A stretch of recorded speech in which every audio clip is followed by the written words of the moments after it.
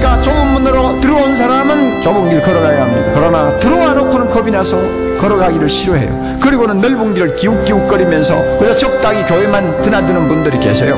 그 결과 반드시 영생을 얻을 수 있다고 아무도 장담할 수가 없습니다. 생명이 실제가 됐다면, 이 신앙이 실제가 됐다면, 이 복음의 진리가 실제가 됐다면, 천국이 실제가 됐다면 억지로 죽지 못해 하는, 그냥 어렵고 힘들고 쥐어짜듯이 하는 이런 신앙생활이 난 존재할 수가 없다는 것입니다.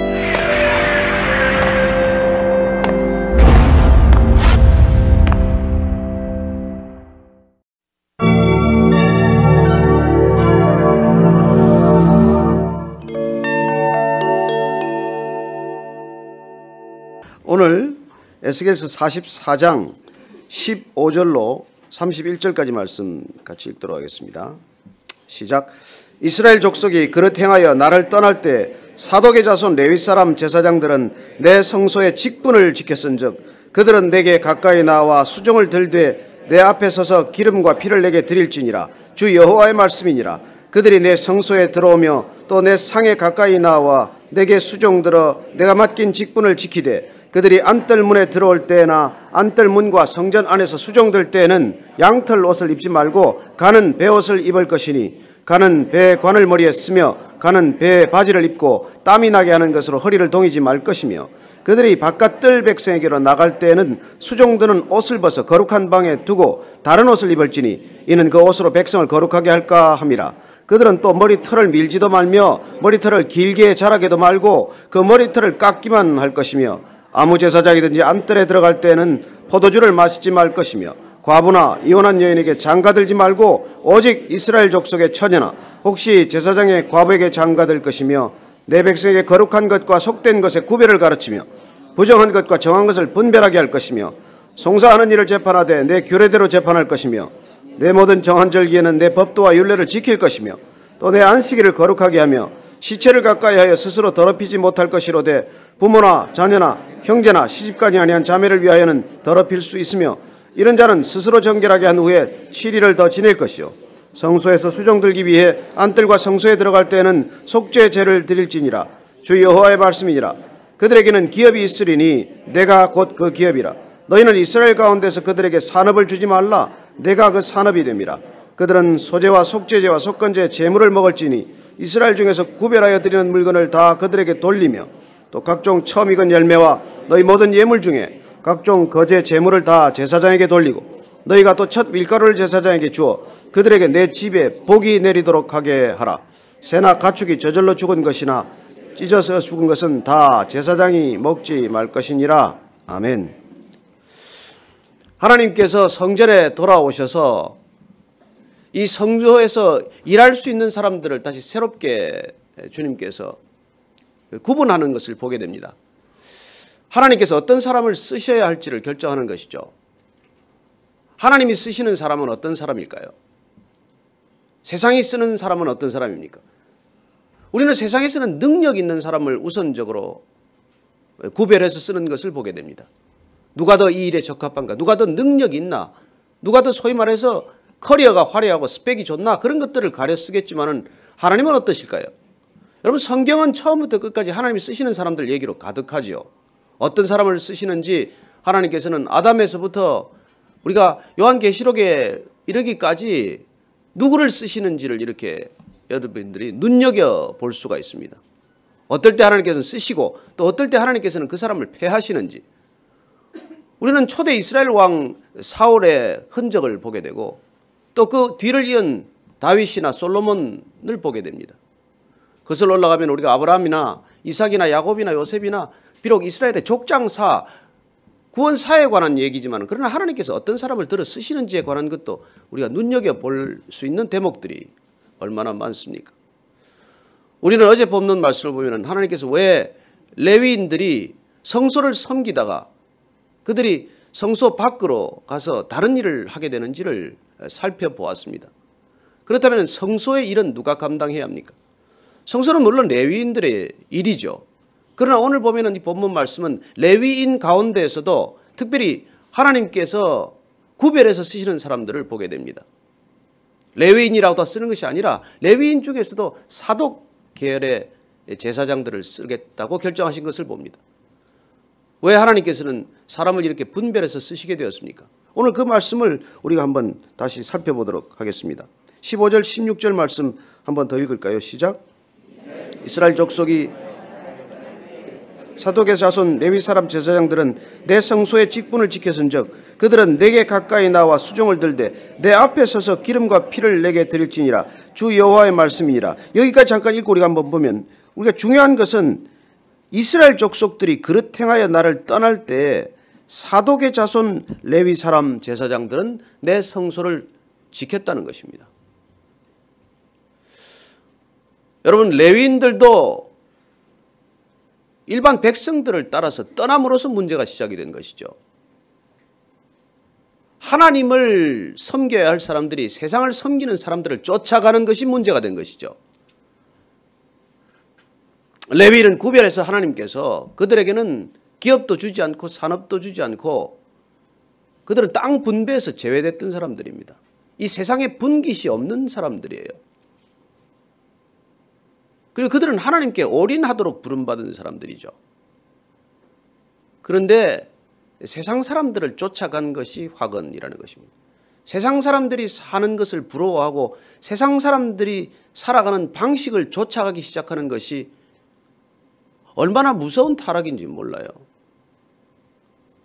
우리가 왜 성경을 이토록 우리가 이렇게 날마다 가까이 해야 합니까? 세상으로 우리가 다가갈 수밖에 없는 우리의 삶의 흔적들을 어떻게든지 하나님께 묶어두기 위해서 이런 것이죠. 어쩌면 저는 이 성경을 여러분들의 생명선이라고 부르고 싶어요. 마치 우주유영, 우리가 첫 우주인들이 나가서 우주유영하는 걸 보지 않았습니까? 온 우주에 여러분 그냥 딱 하나 선 하나 메고 나가는 거예요. 그 우주선 밖으로. 그 선 하나 끊어지면 우주에 미아가 되지 않겠습니까? 그리고 그 우주선에 연결되어 있는 것은 딱 선 한 가닥이지만은 그가 무한대 우주를 유영할 수 있는 단 하나의 근거가 되는 것이죠. 여러분들이 세상 속에서 무슨 일을 하고 살아도 좋아요. 어떤 일을 하셔도 좋습니다.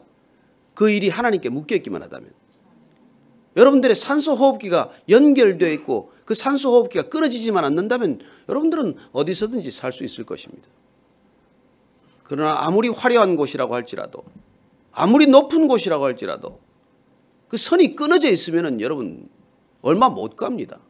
오래 갈 것 같아도 얼마 못 갑니다. 자기 호흡으로 얼마나 살겠습니까? 여러분 수만 번 참아 보십시오. 1분 여기 참을 수 있는 사람 몇이나 되겠습니까? 내 호흡으로 어떻게 1분을 견디나요? 그러나 우리가 하나님께 연결되어 있을 때 우리의 호흡이 연결되어 있을 때 우리는 숨을 의식하지 않을 만큼 자유롭게 숨을 쉬는 것과 같은 것이죠. 세상을 호흡하지 말아야 할 사람들이 자꾸 세상으로 호흡하기 때문에 교회에 혼탁한 공기가 들어오게 되고 요새는 뭐 우리가 아무리 뭐 이렇게 에어클리너를 틀어도 워낙 공기가 나빠서 소용은 없겠어요. 이번 주말에 특별히 뭐 황사예보까지 와서 이 정말 끔찍한 미세먼지와 함께 너무나 호흡하기가 사실 어려워요. 저같이 기관지가 약한 사람은 금방 이게 목이 그냥 아프거든요. 어제 시드니에서 휴가 나온 분을 만났는데 저녁에 같이 식사하면서 제가 통탄을 했어요. 너 왜 여기 휴가를 왔니? 도대체 그 좋은 공기를 두고 여기 왜 왔습니까? 제가 이렇게 탄식을 했습니다만. 여러분 우리는 정말 제가 이 대기를 보면서 요새 우리가 하나님과의 이 호흡 연결되어 있는 이 선을 우리 스스로 묶고 있는 것은 아닌가, 끊어가고 있는 것은 아닌가, 그런 걸 느끼게 됩니다. 우리는 뭐 온갖 것들로 치장하고 온갖 것들로 탐욕스러워졌지만은 정작 여러분 수만 번 편하게 쉬지 못하는 게 이게 무슨 이 삶이라고 할 수 있겠습니까? 하나님께서는 세상을 모두 따라갈 때 이 사독 제사장들이 지켰기 때문에 이들에게는 이제 성소를 맡기겠다고 말씀하시는 것입니다. 탁월했다면 어쩌면 세상에 달려갔을 것입니다. 능력이 있었다면 어쩌면 더 뛰어난 능력 때문에 세상에게 픽업당했을 것이에요.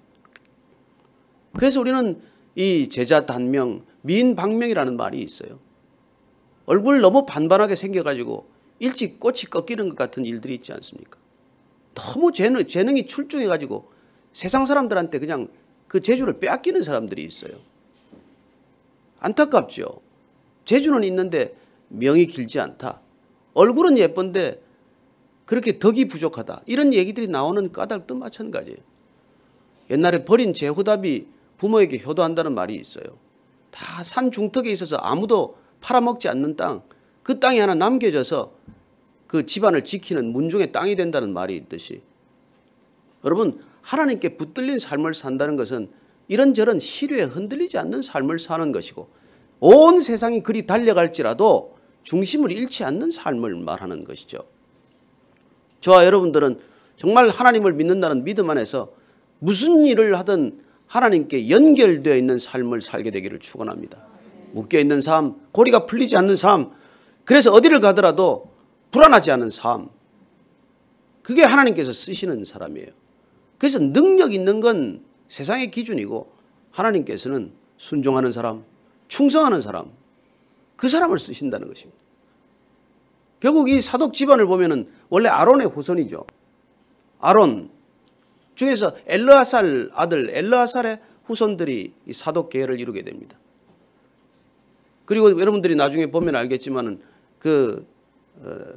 나답과 아비후라는 아들들은 잘못 제사를 드려가지고 결국은 죽음을 맞게 되지 않습니까? 그들이 잘못 제사를 드리고 다른 불을 드렸다고 하는 것은 대개 추정할 때 성경학자들은 그들이 술에 취해서 그런 일을 감당했던 것으로 보고 있습니다. 그래서 레위기에서 보면은 그 독주를 마시거나 포도주를 마시고 성전 일을 감당하지 말라고 하는 것을 보게 됩니다. 한번 레위기 말씀 제가 찾아서 읽어드릴게요. 레위기를 보면은 10장 말씀에 보면은 10장 8절 9절 말씀에 이렇게 되어 있습니다. 여호와께서 아론에게 말씀하여 이르시되 너와 내 자손들이 회막에 들어갈 때는 포도주나 독주를 마시지 말라. 그리하여 너희 죽음을 면하라. 이는 너희 대대로 지킬 영영한 규례라. 예, 이런 말씀을 여러분들이 미루어 볼 때 앞에 보면은 그 나답과 아비후가 왜 죽음을 맞게 됐는지를 유추할 수 있는 것이죠. 어쨌건 그렇게 엘르아살 집안의 후손으로 온 사독은 나중에 보면은 굉장한 충성심을 가진 집안으로 우리가 보게 됩니다. 그래서 열왕기 사무엘 하나, 열왕기 상을 보게 되면은 이 사독 집안이 결국은 이 대제사장을 꿰차는 그런 이유도 다윗과 솔로몬 집안의 충성을 다했기 때문입니다. 나중에 솔로몬 왕을 세울 때 이 사독 집안이 또 솔로몬을 후원하게 되고, 그 앞에 아들 압살롬이 다윗을 반역할 때에도 이 사독 집안은 다윗 편에 서지 압살롬 아들에게 가지 않습니다. 그래서 결국 압살롬에게 갔던 아비아달 제사장이 목숨을 끊는 그런 일들이 있고, 결국은 이 집안들이 충성심이 이렇게 드러나게 되는 그런 우리 역사적 선례를 보더라도, 저는 이 사독이라고 하는 이름이 나중에 사두개가 되어서 또 문제가 일으키긴 합니다만, 어쨌건 이 당시까지만 하더라도 그 변함없는 충성심 때문에 하나님께서 쓰시는 제사장이 된 것이죠. 여러분, 충성이란 무엇입니까? 하나님 편에 서는 거예요. 여러분, 사람 편에 서는 건 아부입니다, 사실 보면. 그리고 그 아부는 그 사람에 대한 충성이 아니라 나 자신에 대한 로열티예요. 저는 사람들에게 충성하는 사람들 많이 봤습니다. 끝까지 충성하는 사람도 있어요. 그러나 내 이익이 지켜지기 때문에 거기도 충성하는 것이지, 그러나 하나님께 충성한다는 것은 여러분 손해를 보더라도 충성하는 것이고 순교의 자리까지 가더라도 충성하는 것 아닙니까? 하나님이 뭘 해줘서 충성하는 것입니까? 여러분, 하나님이 뭘 해줘서 여러분들이 충성한다면 그건 거래한 것이죠. 내가 한 만큼 하나님이 보답하고 내가 한 것보다 하나님이 더 많이 주는 게 좋아서 거기에 붙어 있다면, 거기 줄을 섰다면 그건 여러분 충성이 아니라 어떻게 보면 그건 또 다른 형태의 아부가 될 것입니다. 물론 아부도 평생 하면 충성으로 여겨지긴 하겠지만, 그러나 저는 여러분들이 하나님이 내 중심에 있기 때문에 하나님 편에 서는 그런 충성심을 갖게 되기를 바랍니다. 우리는 사람을 따라가기 쉽고 사람에 흔들리기 쉽고 결국 사람에 좌우되기가 쉽습니다. 그래서 교회도 여러분들 그냥 목사 따라다니지 마십시오. 정말 성경 말씀이 내한테 있고 하나님이 내 중심에 계시면은 여러분 사람에 흔들리지 않습니다. 저는 여러분들이 정말 아침마다 성경을 읽는 까닭, 날마다 우리가 성경을 통독하는 까닭은 말씀에 붙들린 사람, 결국은 하나님께 붙들린 충성, 하나님만이 내 중심이요 내 길이요 진리요 내 생명이요 나의 전부라고 하는 고백, 그 고백을 하나님께서 기쁘게 받으실 줄로 믿습니다. 그래서 사람들을 따라가는 이 시류에도 불구하고 저는 나와 내 집은 오직 하나님만을 섬기겠습니다. 나와 내 집은 꼭 하나님만을 붙들겠습니다 하는 그런 사람을 쓰신다는 거예요. 그래서 그들이 성소 아무나 들어갈 수 없는 것이죠. 밖에 번제단이라든지 밖에 물두덩이라든지 밖에 성막 안뜰이나 바깥 뜰에 있는 모든 일들은 그 사람들이 감당할지라도 성소에 들어오는 지극한 특권, 하나님께 더 가까이 나아갈 수 있는 특권, 그건 오늘 이 보니까 사독 집안에게 주어지신 특권이라는 것입니다. 그러나 중요한 것은 특권이 전부입니까? 권리를 누린다는 것은 어떤 태도를 요구합니까? 그게 오늘 뒤에 후반부에 쭉 일어나고 있는 하나님의 이 규례들입니다. 오늘 그 규례들을 잠깐 몇 가지 볼 텐데, 자 16절 17절 말씀 한번 18절 말씀까지 쭉 한번 읽어봅시다. 시작. 그들이 내 성소에 들어오며 또 내 상에 가까이 나와 내게 수종들어 내가 맡긴 직분을 지키되 그들이 안뜰 문에 들어올 때나 안뜰 문과 성전 안에서 수종들 때는 양털 옷을 입지 말고 가는 베옷을 입을 것이니 가는 배 관을 머리에 쓰며 가는 배 바지를 입고 땀이 나게 하는 것으로 허리를 동이지 말 것이며 그들이 바깥 뜰백성에 나갈 때는 수종들은 옷을 벗어 거룩한 방에 두고 다른 옷을 입을지니 이는 그 옷으로 백성을 거룩하게 할까 함이라. 자, 베옷을 입고 양털 옷을 입지 말라는 이 말씀은 무엇을 말하는 것일까요? 성전에 들어가서 일할 때는 여러분 옷을 가볍게 입으라는 거예요. 베옷을 입고 땀나는 옷을 양털 옷을 입지 말라는 것입니다. 성전에서 일할 때 땀을 나게 일하지 말라는 거예요. 세상에서는 여러분 땀나게 일해야 됩니다. 그죠? 너희들은 땀을 흘려야 먹고 살 것이다. 예, 아담이 죄를 짓고 나서 땀을 흘려야 먹고 사는 존재가 되었습니다. 그러나 하나님 앞에서는 땀을 흘려서 먹고 사는 존재가 되는 게 아니에요. 여러분 성소에서는 땀을 흘리도록 일하는 게 아닙니다. 이게 성전에 일하는 곳이 아니에요. 저는 여러분들이 성전에 와서 무슨 일을 열심히 하겠다고 일 찾지 않게 되기를 바랍니다. 물론 쓰레기가 떨어지면 죽고 의자가 비틀어지면 바르게 하는 것쯤이야 여러분들이 하겠지만 여기 열심히 일한 일이 있어서 오는 게 아니에요. 하나님을 만나는 것은 여러분 지극한 특권이지만 하나님을 만나기 위해서 부산을 떨어야 할 이유는 없다는 것이죠. 저는 제가 참 이게 마음에 불편한 것 중에 하나가 이게 들어왔을 때 계속 무슨 찬양 연습을 하고 있다든지 이런 걸 들으면 마음이 좀 사실 어려워요. 그 미리 좀 하고 들어와서 뒤에 오는 사람들이 성소에 들어오면 조용히 좀 하나님을 이렇게 느끼고 하나님과 함께 있을 시간을 우리가 허락해야 하지 않습니까? 저는 여러분들이 여기 들어올 때 양털 옷을 입지 말라는 것은 여러분 여기 땀 흘리러 오는 옷을 입어서 안 된다는 거예요. 왜 여기서는 잠잠히 걷습니까? 왜 부산하게 뛰어다니지 않습니까? 왜 여기서는 조용합니까? 왜 때로는 침묵합니까? 오늘 제사장들이 일하는 태도 가운데 첫 번째 땀을 흘리지 말라는 거예요. 사실 그 구약 성경에서는 땀이란 죄와 일맥상통하는 그런 것들이 담고 있는 뜻이에요. 땀을 흘려야 먹고 산다는 건 죄인들에게 주어진 것입니다. 저는 성전에 들어와서 여러분들이 정말 지극한 평강, 샬롬을 누리게 되기를 바랍니다. 앉아있으면 마음이 지극히 평안하고 주님을 만나면 한없는 기쁨이 샘솟고 그리고 우리 안에 부어주신 생명력이 솟아오르는 그곳이 바로 성소 아니겠습니까? 저는 여러분들이 이곳에서 회복되기를 바랍니다. 어떤 어려움, 어떤 슬픔, 어떤 한계가 있다고 하더라도 이곳에 들어오면 그 모든 것들이 사라져버리는 것과 같은 그런 지극한 평강을 누리는 곳, 그것이 성소라는 것이죠. 그렇게 일할 때 여기 이 제사장들에게는 옷을 여기서 입은 옷을 밖에 나가서 입고 나가지 말라고 말합니다. 그 베옷 입었다고 해서 그 베옷 입고 밖에 나가지 말라는 거예요. 이건 여기 안에서 입으라는 옷입니다. 왜요? 나가서 그 사람들이 이 옷에 무슨 능력이 있는지 해서 그 옷을 만지게 하지 말라는 거예요. 여러분 사람들은 그 영험이 있다는 것 그렇게 좋아하지 않습니까? 제사장들이 입은 옷만 한번 만져도 내가 낫겠는데 나중에 사도행전을 보면 여러분 베드로가 지나가거나 바울이 지나가면 그 옷자락만 만져도 내가 낫겠다고 그런 믿음을 보이는 사람들이 있지 않습니까? 실제로 예수님의 옷자락을 만지고 병이 낫는 혈루병 앓을 여인도 있습니다.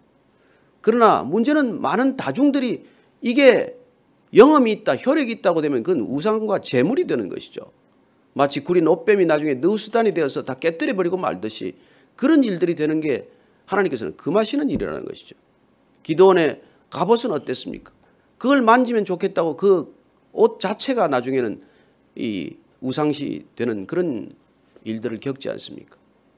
그러면 바알의 주상이나 아세라의 목상이나 그건 뭐 기도원의 갑옷이나 구린 옷뱀이나 다 마찬가지예요. 여러분 성경도 이거 잘못 쓰면 여러분 그거 되는 거 아시죠? 책을 펴서 읽지는 않고 늘 운전석 옆에다가 두고 사고를 방지해 주는 그런 호신용어로만 쓴다면 여러분 이 성경이 무슨 그 의미가 있겠습니까? 저는 여러분들이 성경을 읽기를 바라고 차에다가 두고 그걸 호신용어로 쓰지 않게 되길 바랍니다. 저는 오늘 이 말씀을 보면서 우리가 정말 성소에서 어떤 태도로 어떤 자세로 우리가 하나님을 섬겨야 되는지에 대해서 이렇게 자상하게 말씀해 주시는 하나님을 만나게 되는 것이죠. 자, 20절 이하를 보면은 머리털을 밀지도 말고 머리털을 길게 자라게도 말라. 여러분 이거 정말 상세합니다. 머리털을 깎기만 하라 이렇게 되어 있어요. 옛날에 이방 제사장들이 머리털을 다 밀었습니다. 그래서 이게 보기가 좀 그렇지 않았습니까? 어쨌든 머리털을 다 밀어버리는 것에 대해서도 금지했고 또 나실인들은 깎지 않고 일정 기간 머리를 또 길게 했죠. 그러나 제사장들은 나실인 서원을 한 게 아니에요. 그래서 그 머리를 적당히 깎으라는 것입니다. 머리가 남 보기 좋게 섬기는 사람들 불편하지 않게 밀지도 말고 길게 기르지도 말고 적절하게 이렇게 자르라고 하는 모습을 보게 됩니다. 그리고 제사장이든지 안뜰에 들어갈 때 포도주를 마시지 마라. 또 결혼에 대해서도 얘기를 해요. 과부나 이혼한 여인에게 장가들지 말고 오직 이스라엘 족속의 처녀나 혹시 제사장 과부의 장가를 들 것이며 왜 이런 일들을 지금 할까요? 왜 주님께서는 성소에서 일하는 사람들에게 까다로운 규칙들을 적용합니까? 여러분 하나님을 섬긴다는 것, 하나님께 가까이 나아간다는 것은 분명히 특권이지만은 특권을 누리기 위해서는 특권을 계속해서 섬기는 특권을 누리기 위해서는 구별된 삶을 계속 살아내야 한다는 것이죠. 우리에게 주어진 역할이 어떤 역할인지에 따라서 우리는 역시 제한되는 것을 경험합니다. 여러분 우리가 소방관은 이렇게 화재봇을 입어야 될 것이고 경찰관은 경찰복을 입어야 될 것이고 우리는 주어진 각자의 역할과 책임에 따라서 제한을 경험하는 것이죠.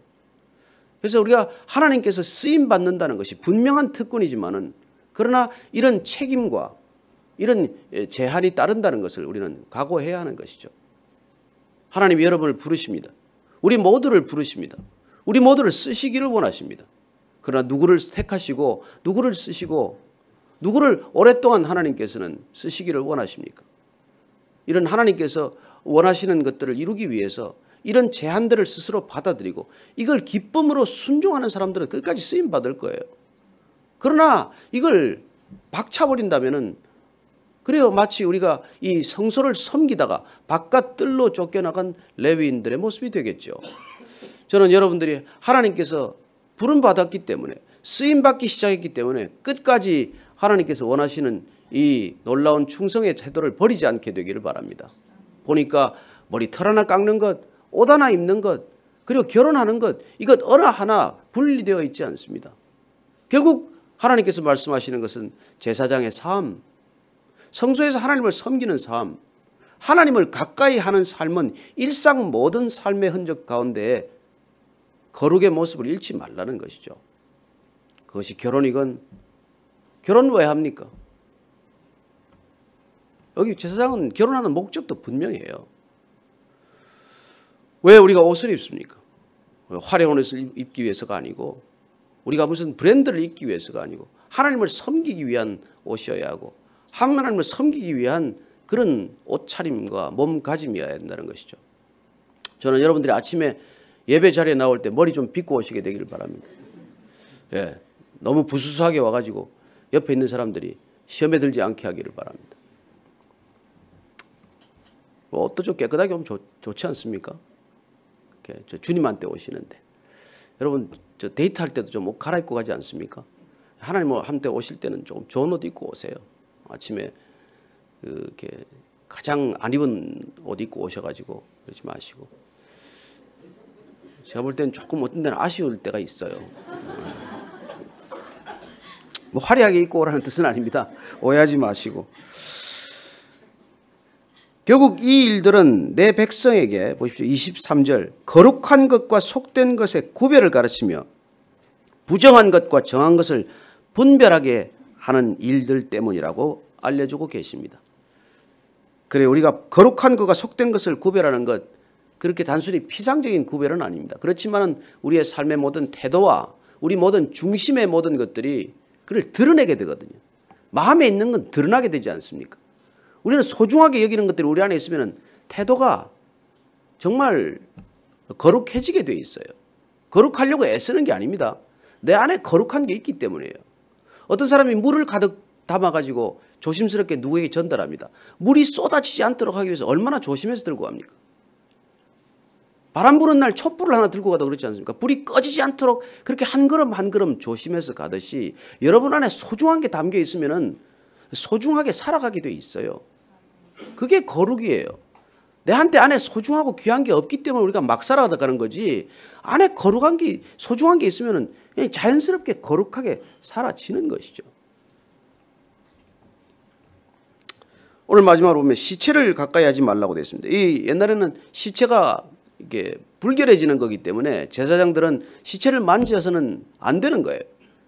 그래서 제사장들은 시체를 만지는 것이 안 되기 때문에 우리가 보면은 예수님께서 그 선한 사마리아인 비유할 때 제사장이 그냥 지나간 것이죠. 피를 만지거나 이렇게 시체를 만지면은 7일 동안 정결 의식을 치러야 되니까 아무 일도 못하지 않게 됩니까? 그래서 그렇지만은 오늘 보니까 이 제사장들에게도 가족들 경우에는 허락하는 모습을 보게 됩니다. 그리고 이제 주님께서 마지막에 보면은 새나 가축이 저절로 죽은 것이나 31절 보면 찢겨서 죽은 것도 제사장이 먹지 말라고 되어 있습니다. 그래서 제사장의 삶의 모든 부분에서 먹는 것, 입는 것, 그리고 생활하는 것, 결혼하는 것, 그 어떤 것이든지 하나님을 섬기는 자의 입장에 있기 때문에 어느 것 하나 자유롭지 않을 수 있습니다. 그러나 정말 그게 부자유한 것입니까? 그게 정말 이 세상에서 묶여 사는 것, 불쌍하게 보이는 이유가 될 수 있을까요? 아니요. 저는 여러분들이 하나님께 묶이면은 이런 어떤 규제에도 불구하고 가장 자유로운 삶이 된다고 믿습니다. 왜냐하면 세상의 모든 불결한 것들로부터의 자유, 어떻게든지 우리를 얽어가고 묶고자 하는 세상의 모든 그런 억압으로부터의 자유, 이 놀라운 자유가 보장된다는 것이죠. 저는 여러분들이 하나님 한 분께 묶이기를 결단하게 되기를 바랍니다. 그때 진정한 자유를 경험하는 것이죠. 사람들의 시선이 두렵습니까? 아니요. 사람들이 가진 것이 부럽습니까? 아니요. 세상의 사람들이 우리를 뭐라고 한들 두렵습니까? 아니요. 왜요? 하나님께 묶여있기 때문이죠. 저는 여러분들의 중심이 늘 하나님께 향해 있기 때문에 걸음 하나, 웃음 하나, 옷차림 하나, 먹는 것 하나, 그 모든 것들이 하나님 보시기에 합한 것들 되기를 축원합니다. 그럴 때 하나님께서는 다시 한번 약속하시는 것이죠. 그 약속을 우리가 읽고 마치도록 하겠습니다. 28절에서 30절 말씀입니다. 시작. 그들에게는 기업이 있으리니 내가 곧 그 기업이라. 너희는 이스라엘 가운데서 그들에게 산업을 주지 말라. 내가 그 산업이 됨이라. 그들은 소제와 속죄제와 속건제 제물을 먹을지니 이스라엘 중에서 구별하여 드리는 물건을 다 그들에게로 돌리며 또 각종 처음 익은 열매와 너희 모든 예물 중에 각종 거제 제물을 다 제사장에게 돌리고 너희가 또 첫 밀가루를 제사장에게 주어 그들에게 내 집에 복이 내리도록 하게 하라.